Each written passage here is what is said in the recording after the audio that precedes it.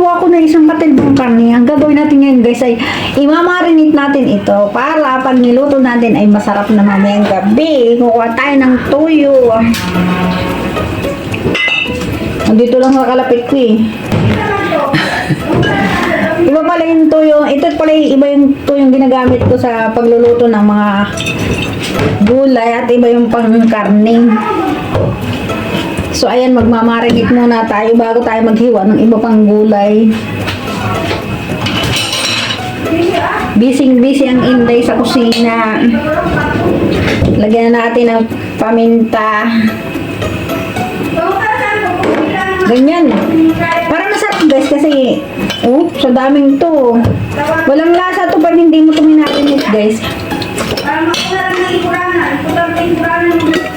Lagyan natin ng bawang. Siyempre, lagyan natin na. Ito na yung... Ayan. May ngayon kasama ko sa labas. Dumating na siya. Yan. Ganyan lang pag mamarinate. Para malasang malasa yung ating karne. Pag ating iniluto na sa ano.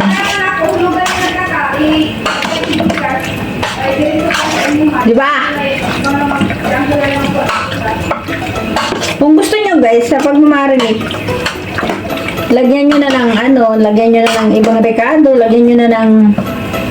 Dito kasi sa Taiwan guys, hindi kami gumagamit ng magic sarap o wala pala akong salamin. Sarap. Asin lang talaga, lang talaga.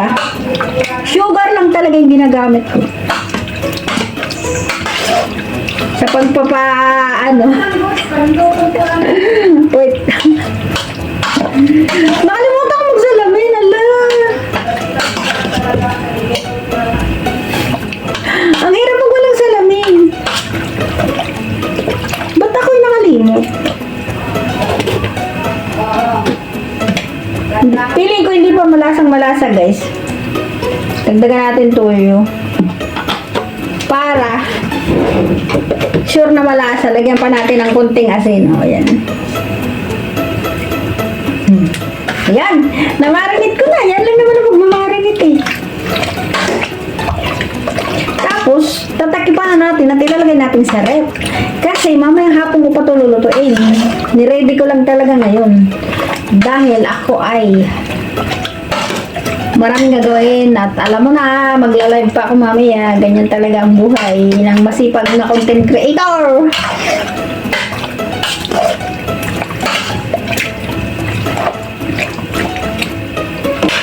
Isa-isang tabi natin muna to dahil marami tayong gagawin.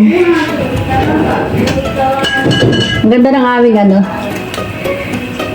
dito lang sa yung mga dito lang yung mga cabinet ang ganda niya guys. Para lang sa Pilipinas yung alam mo nyo guys, yung sa Pilipinas ko na na kitchen, ang ganda-ganda din, parang gantong-ganto din siya. Tapos yung mga cabinet ang ganda-ganda. At ayan na nga guys, kukunin ko muna yung salamin ko, maghintay lang kayo dyan. Asan may salamin ka? Wait lang. Naghahanap ako ng salamin ko. Nandito lang pala sa isang tabi. Hinahanap ko doon sa sa labas. Ay, ano ba yan?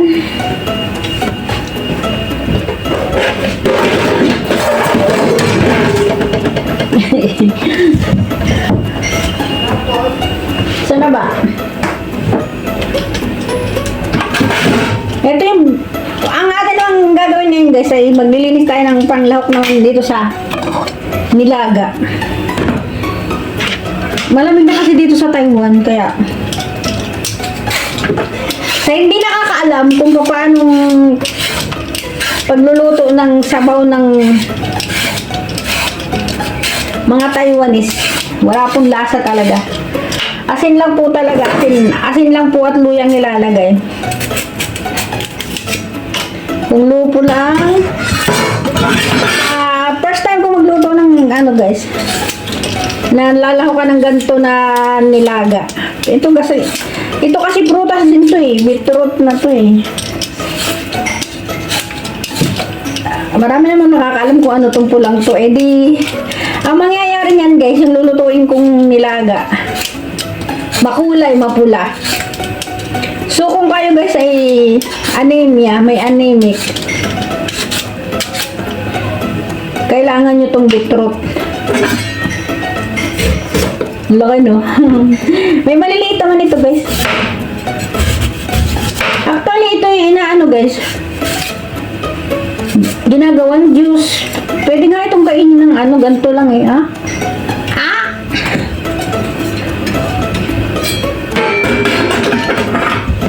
Ang iba nga pala yung ginamit ko guys na ano, na sangkalan kasi nga, pag dun sa plastic, didikit dun itong pula, kaya dito ko ginamit.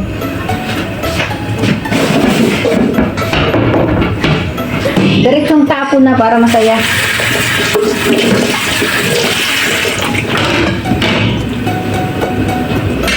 So, ayan. Ating hihiwain na. Mamaya ako lahat ito lulutuin. Kasi mamayang gabi pagdating lahat nila eh. Pinagre-ready ko lang lahat ito. So, kung ikaw ay madiskarte, nakagaya ko, hindi ka mahihirapan. Galing oh.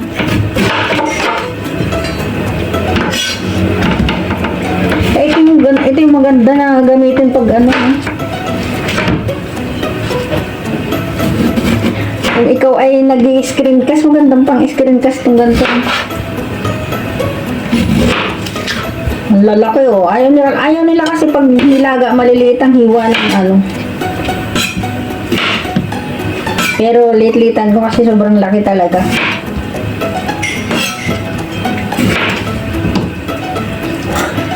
Ang bilis ng mga pangyayari, ang bilis kong gumawa, no? Ganyan ako kabilis magtrabaho, guys. Wala lang pa intro, trabaho kagad-agad.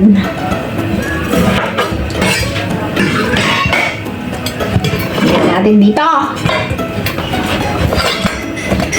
ang aking kusina na magulo. Lang yan, trabaho ko lang yun eh. Hugas again.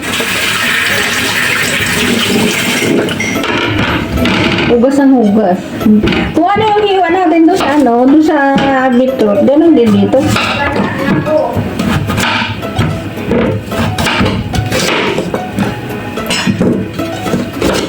Ang bilis ko, no? Ha?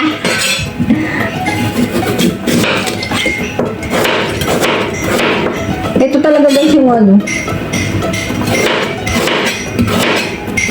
yung masustansyang sabaw na gagawin ko ngayong araw na to. Kasi ito ay buto-buto lang, tapos yan. Ang bilis ang mga pangyayari, ang bilis kong gumawa. Lagay na natin ulit sa isang lalagyan. At marami pang hihiwan si Inday. Ready na! Eto na yung tatlong. Ito lang yung iririkado ko sa nilaga. Diba? Nakaready na yan. Ngayon, ang aking lilinisin naman ay pang-rikado ko sa ano? Sa adobo. Ito yung pang-rikado sa adobo, guys. So, ayan. Yan. Pang-rikado lahat yan sa adobo. Bilis, no? Hindi nyo lang alam sa pamamagitan ng pagtatrabaho ko dito sa kusina, marami akong na-upload na content. Hindi ako nahihirapan. Kaya doon siya nag-iisip ng nahirapang magawa ng content, magawa ng abay, gayahin nyo ako. Lagay natin sa mainit at sa tubig yung parang hindi mangitim. Yung gulay ko nga pala guys ay nakababad na sa tubig. Kung hindi nyo itatanong, bilis kong gumawa, no? Bilisan lang yan. O, diba? So, diba? Nag-umpisa ako ng ano,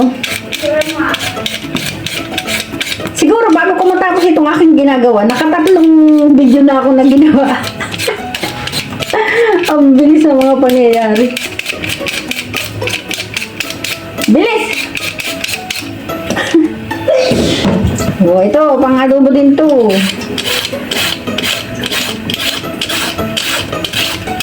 I-ready lang natin to guys kasi mamaya pa naman natin to lulutuin.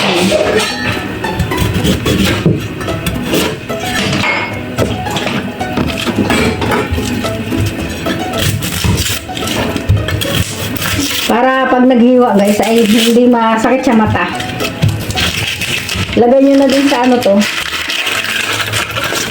Sa tubig. Hindi masakit sa mata pag nilagay sa tubig. Bilis! Eh, di ba tapos agad? Mamaya uli yan. Itapon ko na yan! Oh, itapon na!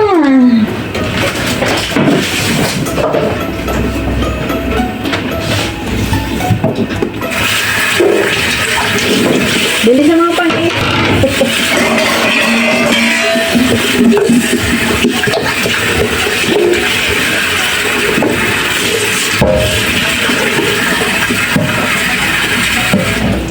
O, ayan, tapos na. Ibababad natin lang sa tubig kasi mamaya pa naman lulutuin yan. Ngayon ito naman ang lilinisin ko.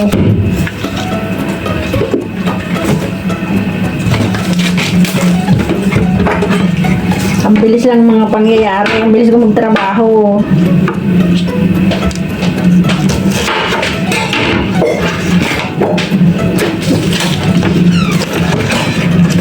Masarap po kasi guys pag may ganito sa amin ano, kaya ito ilulutuin ko to, gagantuhin ko lang yan pag niluto.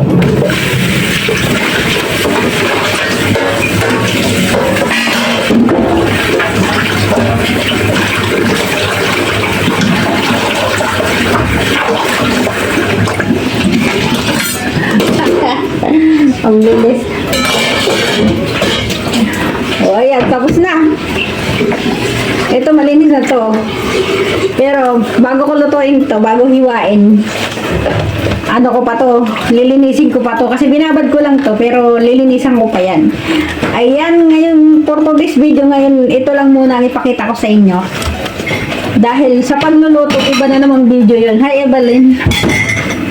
Mayaman na yan si Evelyn, no? Yaman sa utang.